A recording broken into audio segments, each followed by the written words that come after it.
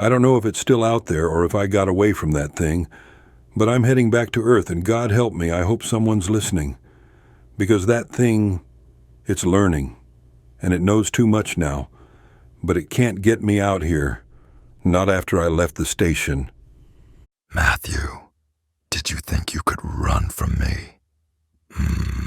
Ha ha ha ha ha. How it all started, my name's Matthew Alder. I'm the last man standing aboard station Proxima 1, orbiting that hellhole, Proxima Centauri B. If you're hearing this, it's my last transmission, and my warning to Earth. We aren't alone out here. Now, I'm a little rusty on my history of the UEF, but in case anyone else out there hears this transmission who isn't from the UEF, here's a short version. The UEF was founded in 2030 after the Third Great War that killed nearly 1/3 of humanity. By some miracle, the war never went nuclear, but the utter devastation my great-grandfather fought through, I wouldn't wish on any man.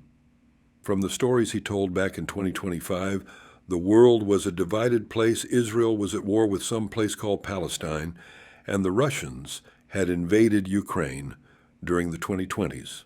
Instability had been brewing for years. In 2024, the former United States elected a man named Donald Trump, a businessman, an actor, gone politician, and from the sounds of it, he was rather unpredictable man. The former U.S. tried to intervene in the Russia-Ukraine war, which ignited the most cataclysmic war humanity has ever fought. After the dust settled upon a costly U.S.-led NATO victory and the death of Russia's dictator, the world could never again endure again. Over 2 billion people died in the Third Great War, and the survivors rose up and overthrew corrupt leaders and managed to unite the world under the United Earth Federation. But sadly, 100 years later, we seem to be right back where they were, with greed and profits meaning more than well-being, and that's how we ended up way out here mining this cursed rock. Here's what happened. It started out normal enough. Proxima was always a strange one, barren, ugly, dust red all over. There was this uneasiness we all felt orbiting her. We were out there for one purpose: mine that rock, extract every resource we could, anything to feed the United Earth Federation back home. 100 years since they'd formed it after the last World War, and they still were reaching out into the stars hungry. Now, the UEF's a lot of things, but careful ain't one of them. Matthew, Chef Greg said, his voice booming with enthusiasm. How about this? I'll make us something downright Texan tonight. Get the frying oil from cargo. See what we can whip up that don't taste like recycled paste. Latine Sarah Pouts, sitting across from us, rolled her eyes. One meal without grease, is that so much to ask? Dr. McBride chimed in, laughing. We can't have all our arteries clogging up out here, Greg. I don't want to be working overtime just because you miss Texas. We all laughed. It felt good, you know. Being so far from home, you cling to the small comforts, the voices. We were a crew of 10 out in the black, all keeping each other sane, until we found it. It was just an ordinary survey. Hannah, the geologist, was the one to go down first, just scanning the surface, but she found something. I can still see it, the way her eyes lit up. Guys, you have to see this, she shouted over the comms, her excitement palpable. What is it? I asked, trying to picture what could possibly draw her in. It looks like a rock, but there's something. It cracked open and it's spilling this thick, oily substance. She sounded like a kid on Christmas morning. We all felt a thrill, imagining the research grants, the fame. But Hannah came back different. Hannah? Hannah, are you all right? Dr. McBride asked, concern etched in his features. Her eyes looked distant, almost hollow. She was drenched in sweat, muttering things none of us could make out. It's so beautiful, she kept saying, as if entranced. McBride frowned. Heat stroke, maybe? Exposure to something down there? But it was worse, much worse. Not 2 days later, we lost contact with her, just gone, without a trace. The captain called for a search, and I remember the tension as we combed through the station.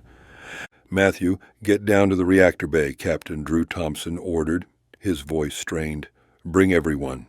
We need to find her." I felt a chill run down my spine as we gathered. What we found, there ain't words for it. Blood and scraps of her uniform lay scattered. "God, her face," I whispered, unable to comprehend the horror. Dr. McBride knelt beside the gruesome scene, his hands shaking. "It's gone. The whole lower jaw. Something took it." "What the hell did this?" Sarah's voice quivered with terror. "I don't know," I said, my heart racing. "But whatever it is, it's not done with us." It didn't take long for us to realize we weren't alone.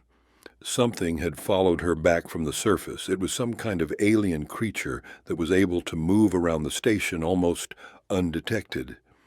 Systems started failing slowly. The first to go were the camera systems. I managed to catch a glimpse of this thing while I was watching the cameras in the control room before they went out.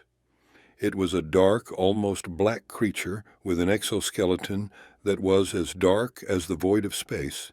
It stood maybe 7 feet tall and walked on 2 legs in a hunched position, kind of like those old documentary holograms of dinosaurs back on Earth. It had large claws with knife-like talons. As I watched the creature on the monitor, it seemed to be exploring out things. In the locker room near the crew quarters, it was picking up clothes and things from our hygiene bags and sniffing them. It opened a tube of toothpaste and squeezed it onto the floor, seeming almost fascinated with it. Then suddenly, its head snapped into the direction of the camera lens.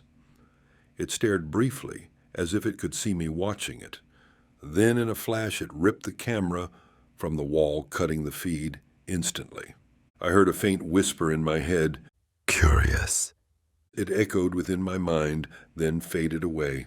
I could hear a faint rhythmic tapping, like sharp claws tapping gently on metal. And then all was quiet again. Not long after, the crew started disappearing one by one. Greg was the next to go, the big man who made you feel safe just sitting next to him. "Where's Greg?" I asked one night, the unease settling like a stone in my gut. "I thought he was with you," McBride said, glancing nervously at the darkened corridors. "No," I said. "I haven't seen him since last night. The commander hasn't been doing roll call since he locked himself in his quarters." We went to search for Greg. The most logical place to start would be his room, I thought. "Hey, McBride, let's go check his quarters. Maybe he's there." When we found his quarters, it was drenched in blood, and his head, God, it had been hollowed out like something ate it. I nearly vomited on the spot, but somehow was able to contain myself. Greg was a good man. He didn't deserve this. That thing, it wasn't here to make friends. As I was leaving the room, I could have sworn I heard a quiet whisper from the roof vents. "Hello, Matthew." "Hungry." I shook my head. I must be in shock or something. The creature, it learned fast. By the time it reached Sarah, it was practically fluent in English, using a raspy whisper that was mimicking our voices. It would say her name over and over, luring her out of the dark. She couldn't handle it and went into the dark to find it. She was ripped apart and eaten as soon as she left the safety of the control room, her screams tearing apart the eerie, deafening silence. Shortly after her scream stopped, a voice just above a whisper came from the dark beyond the door. "Matthew, it's me. I'm right here," it called out, its voice breaking slightly. "Ah." I wanted to scream. I was frozen with terror. The thing was smart, clever enough to kill the lights one section at a time, dragging us deeper into the dark. The creature could speak telepathically as it learned our language. It mocked us, whispered our fears, and made us afraid to sleep. The captain tried to keep us together, but even he was tougher than a rattlesnake on a hot driveway. But one night, that thing got him too, and I could hear it, whispering, trying to lure me into the dark. "Matthew, help me."